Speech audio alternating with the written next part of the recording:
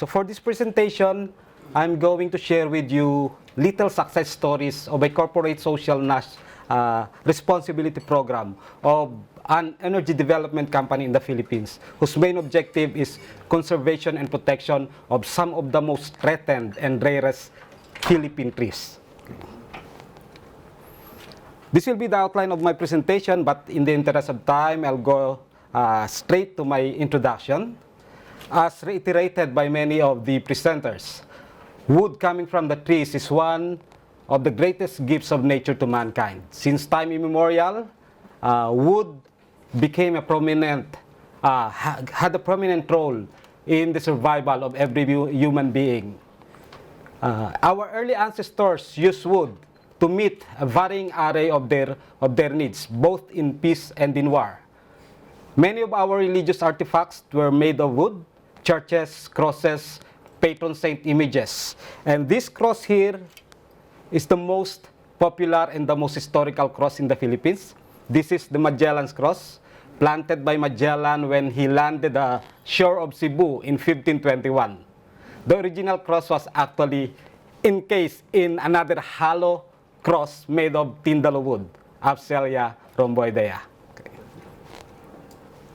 And of course, wood has been the most important multi-purpose natural material since humans began constructing houses, boats, and churches.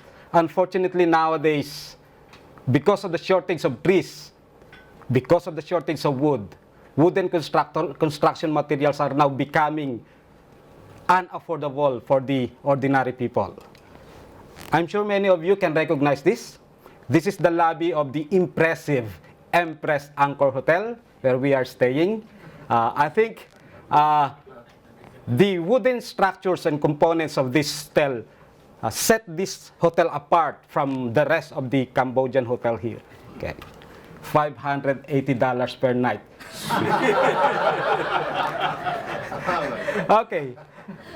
And of course, wood has been used for artistic medium to make sculptures and carvings. In the Philippines, one of the municipalities in Laguna is named after, it is dubbed as the wood carving capital of the country.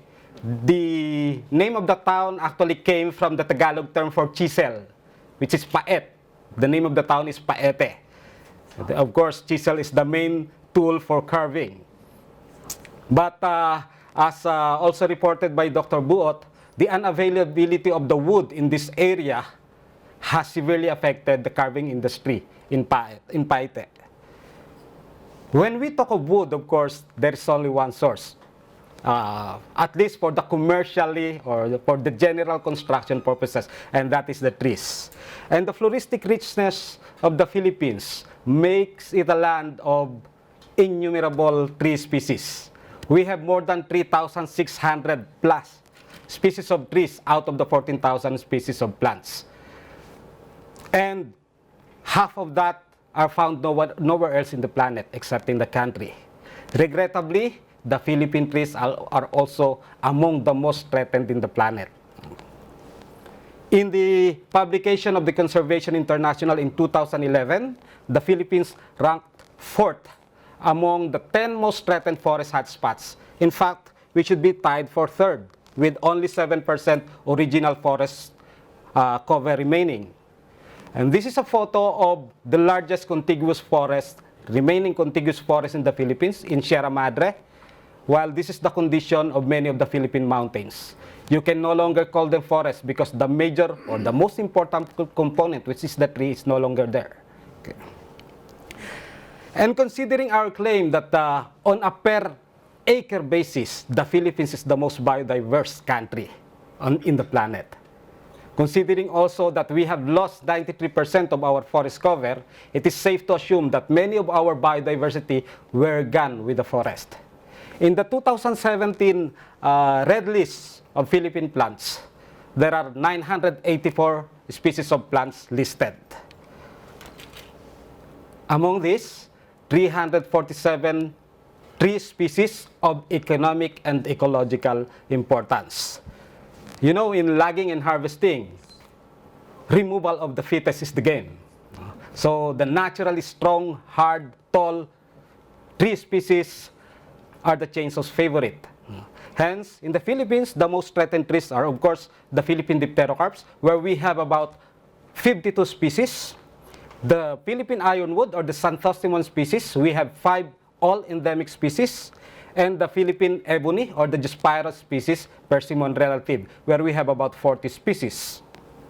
And the inclusion of these trees in the red list has severely affected the wood industries, because the Department Administrative Order is not just a conservation list, but a law. You cannot cut and utilize those trees included in the red list. Okay, so with that drastic decline of the forest cover and the tremendous loss of the Philippine trees, we have a very long history of rehabilitation, which started way back in 1910. However, there is very little success in most of those reforestation activities. And worst, 90% of the past reforestation efforts used exotic species. Of course, you know this one, Brazilian mahogany, Suetenia macrophylla, and Gymnelina arborea from India. No? Those are the most dominant species in the Philippines right now. They were planted everywhere. But fortunately, during the past 3 decades, the use of native trees in urban landscaping became more common. The 2 most common species used are camagong. You can see them in plaza, roadsides, schools, parks, and the Nara Pterocarpus indicus, which happen to be our national tree. Okay, before the mainstreaming of this species in urban planting, these 2 species are categorized as critically endangered. In the most recent red list, they are now downgraded to vulnerable. Okay, that story of camagong and Nara gave us inspiration of what we should do with the other threatened Philippine trees. Okay, we have a lot of threatened trees. This is a gorgeous tree, one of our ironwood species, actually the hardest among the ironwood, Xanthostemon philippinensis. Unfortunately, not even the Filipino foresters know that this species exists. Okay. Okay, so the main objective of the project is to mainstream other threatened species other than camagong and Nara, plant them side by side with Nara to conserve the species and to make the people aware that those species exist. Our project is called Binhi, Tree for the Future, or simply Binhi. So we followed 4 key steps in our project. Species rescue and protection first. I have been involved in the project since 2011, and my primary task is to find the remaining populations of those 96 threatened Philippine trees. So basically, we travel from mountains to mountains all over the Philippines. One of the common notions why exotics are being preferred or being favored over indigenous trees or indigenous species that, accordingly, there is no source of propagules for native trees. But our experience in Binhi has proven otherwise. This is a natural stand of the pterocarps in Leyte, teeming in fruits and flowers. And it's a close-up photo of a tree. According to our local guide, who happened to be a seed collector in the region, this tree alone can produce no less than 20,000 seedlings. And in our 7 years of trekking in the forest, I never remember not encountering this native seedlings carpeting all over the forest floor. Okay. So the reality is that there's a source. There are lots of propagules waiting to be collected. You need just to go to the mountains. Okay. For the species propagation, aside from the propagation of wildlings and seeds, the Energy Development Corporation also adopted the first automated vegetative material reproduction in the country. And with that VMR facility, to date, we have developed protocols for the vegetative production of 20 of our priority species with 95 to 99% survival rate. So, we are planting our propagules to the safe haven, to the schools, to the parks, universities, where we believe our seedlings will be well taken care of. So right now, we have more than 7,500 mother trees planted all throughout the 16 regions in the country through our 158 partner institutions. Here are the two largest arboreta that we established, one from the University of the Philippines, Diliman, and another from University of the Philippines, Los Baños in Laguna. Another notion why exotic trees are being favored over native is that allegedly native trees are slow growers. Here is a stand Camagong trees planted in 2009. This photo was taken 2016. So in 7 years, our Camagong seedlings grew to 20 centimeter diameter and 8 meters tall. And I'm particularly surprised, it's a little bit dark, with this species, Toona calantas, a critically endangered one. And in 7 years, same year planted, 40 centimeters diameter and 10 meters tall. Can mahogany grow that fast? Okay. And with our experience in Binhi, we were also able to debunk some of the college teachings of our silvicultural professors. Accordingly, if you will plant native trees, then you need to wait for 25 to 30 years before the second generation. But our Binhi seedlings, at a very young age, 1 year old, they are flowering, they are fruiting.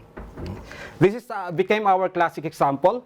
An ipil, Intsya Juga, it is also native of other Southeast Asian countries, premium species, we planted this in 2009 in one of the partners in Laguna. In 2012, produced flowers and fruits. We germinated the seeds, and the seedling we planted to Mindanao, North Cotabato. And in 2015, that tree in North Cotabato produced fruits, and we germinated them. In 6 years, we have 3 generations of ipil.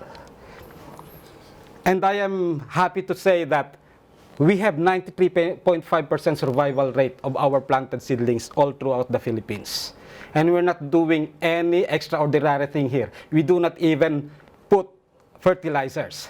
We just followed the basic principle of any reforestation activity, which is tree planting is just 10%.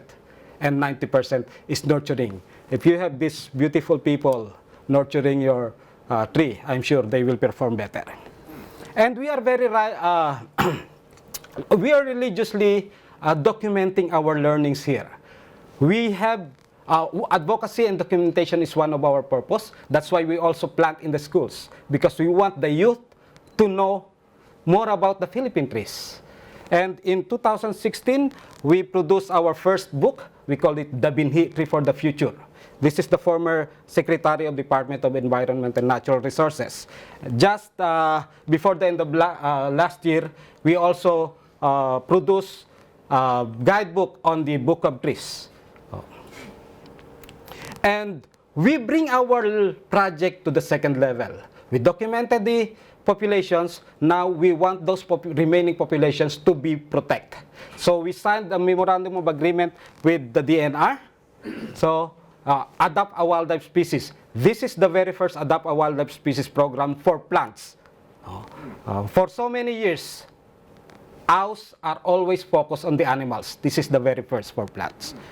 So basically, our task is to coordinate with the stakeholders near the areas where our species are naturally occurring to protect the area. And of course, we geotag, we inventory for us to monitor, to do future monitoring. And with our inventory and monitoring, we were